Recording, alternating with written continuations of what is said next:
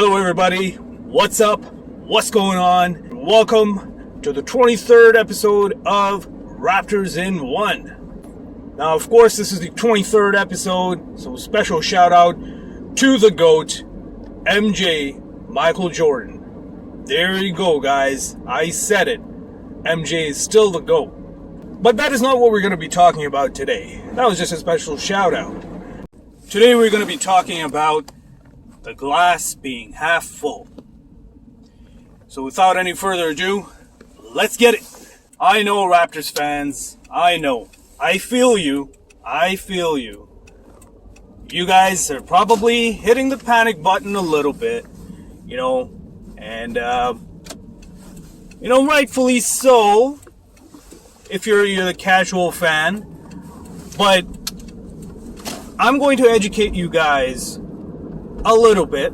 I'm not going to go into crazy detail, but I'll educate you guys a little bit on why you shouldn't be hitting the panic button just yet. I'm going to come back to the same thing, the same points that I have been addressing since day one. Let's place our faith in the management. Let's place our faith in the GM, Bobby Webster.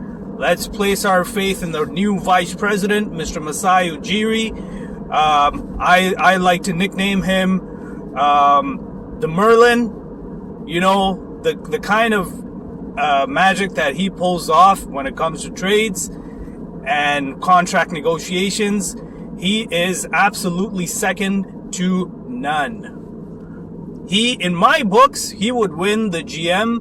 Well, he's not the GM anymore, but if he was, he would win the Executive of the Year award every year. Oh yeah. Especially, it's interesting to note that even the moves that are not made still make him the best Executive of the Year. Just because sometimes the best move to make is not to make a move. Yes, I know their record is under 500 at the moment. But let's look at the positives here, guys. Let's look at the positives. Number one, we do not have the same squad that we did when we won the championship. We don't even have the squad that we had after the championship, post Kawhi Leonard's exit. That was still a very decent squad. We don't even have that.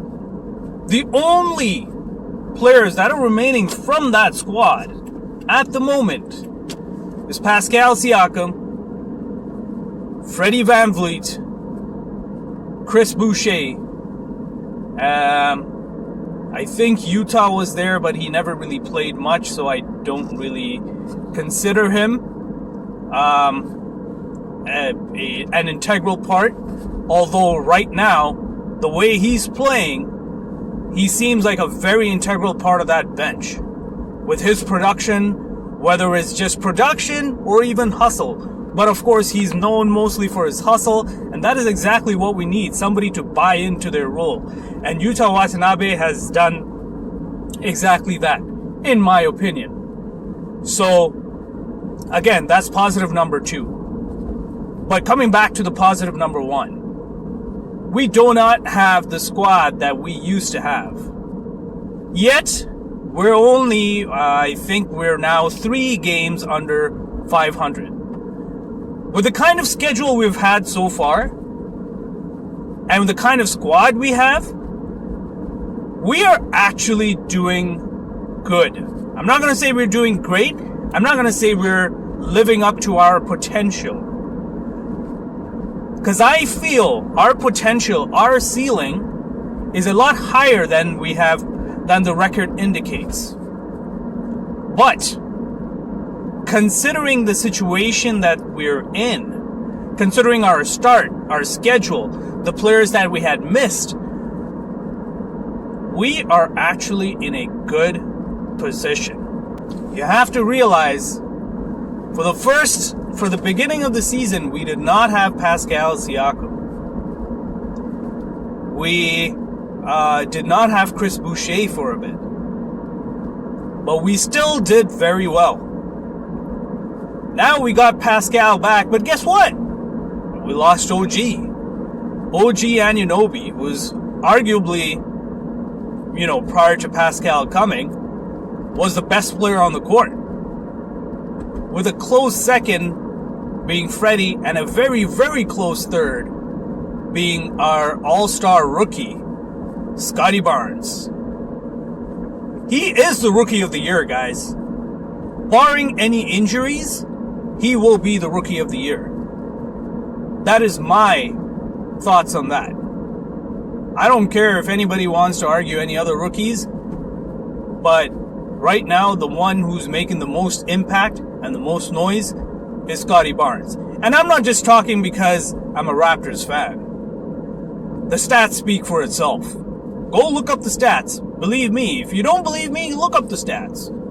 Look at their games. Look at how the other rookies have impacted the game compared to how Scotty Barnes impacts the game for the Toronto Raptors. If there was an MVP rookie category, that will be Scotty Barnes for sure. But because there isn't one, I'm just going to go out and say Scotty Barnes is going to be the rookie of the year. That's another positive that we've got. We drafted extremely well. And now that I look back at this, I'm pretty sure now don't get me wrong, I'm pretty sure probably Detroit Pistons are thinking, man, if we had drafted Scotty Barnes, I'm pretty sure that's what they're thinking. But here we go. We've drafted a gem. And again, why? How did we draft this gem? It's our staff. It's our scouting staff. It's our coaching staff. And of course, ultimately, the trigger pullers, we got Mr. Bobby Webster and of course, Masai Ujiri, the mastermind behind it all. These guys, this is why we got to place our faith. But we got to have a lot of patience this time, folks. We got to have a lot of patience. Keep in mind again, we've lost half our squad. Half our squad is new. We're only starting to figure things out. And you know what? From the past few games, I can see we're starting to figure it out. We're starting to figure out how to play with each other.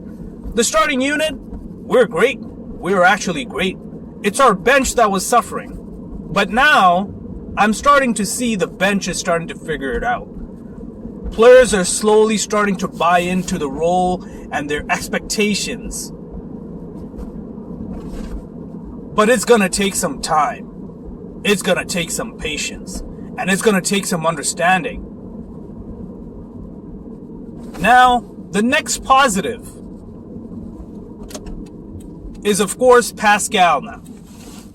A lot of people were giving him grief when he came back. Oh, he's had 5 games in a row where he's just, pooped the bed, so to speak. But let me tell you guys, he just came back. You got to be patient. I have to say, it's a double-edged sword to win the championship. It was great for the organization, for the players, especially for the fans. We finally, in our lifetime, get to see the Raptors win a championship. But at the same time, that raised the expectations. Along with some new fans who have finally decided, we're going to back this team up because they have won a championship and they have the potential. But it's a good problem, folks. It's a good problem. Keep those expectations up because you know what? It's keeping our guys hungry. It's holding our guys to a higher degree of accountability. And it's keeping their expectations and their own goals lofty. Keep it up, fans. But let's be patient. Let's not start pointing the fingers right away. Understand what's going on. Understand the personnel movement. The fact that we're still in the beginning stages. The fact that we have lost half of our squad, our championship squad. This is a rebuilding era. Masai said it right when we got back. When we finally got our team back to Toronto. He said it.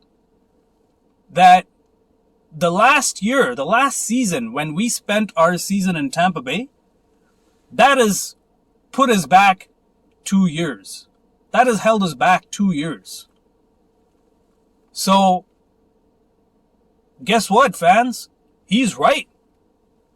I think 2 years is being generous.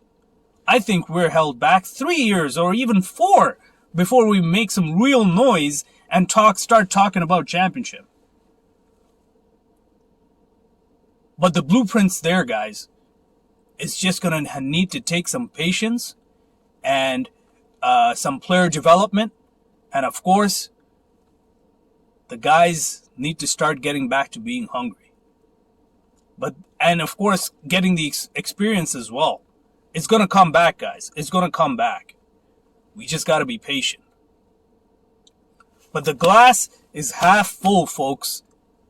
Even in failure, even in defeat, I see positives. As I've already mentioned, the bench is starting to come around. The starting unit's starting to come around. Even with key integral pieces missing, we don't have OG. That's a lot of production, on not just on the offense, but on the defense. We lost Kem Birch. Arguably, the best center we got right now.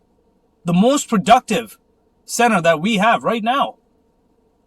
Somebody who's bought into his role before he went on the injury list or whatever it was, protocols, I don't know what it was, but before he started missing games, he was buying into his role. He was starting to figure it out. Can you imagine if we still had him? I would like to believe that we wouldn't be 3 games under 500. Maybe we would be a game under 500 even. The close game that we lost against OKC. You could attribute it definitely to not knowing how to play with the lead.